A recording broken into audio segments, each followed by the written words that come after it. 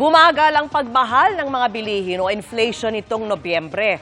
Kabilang sa mga nagmahal pa rin ang bigas at itlog. At nakatutok si Maki Pulido. Bumagal sa kabuuan ang pagtaas ng presyo ng mga produkto at serbisyo sa 4.1% nitong Nobyembre kumpara sa 4.9% noong Oktubre.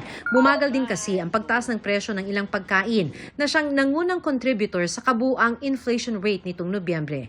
Pero nagmahal pa ang ilang pangunahing binibili ng pamilyang Pilipino gaya ng bigas at itlog. Karamihan bumaba na, no? Yung meat, yung fish, vegetables, sugar. So, pwede nagkaroon sila ng yung dynamics, so may increase dito pero marami rin namang decreases. Kaya overall, bumaba siya.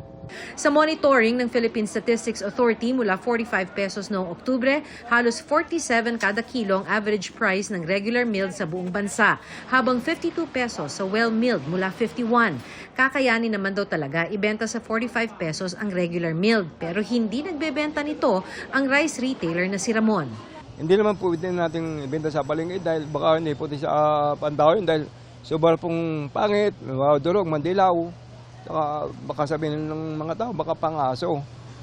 Opo, nakakaya naman sa mga tao kung bibilhin. Baka masira po tayo sa mamili.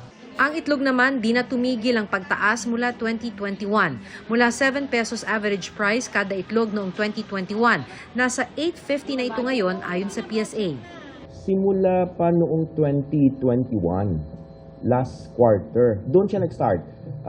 Of course, hindi natin ito masyadong napapansin kasi yung presyo ay, yung increases niya ay maliit. Pero kung Department of Agriculture daw ang tatanungin, kapaskuhan ang dahilan ng mga pagtaas ng presyo.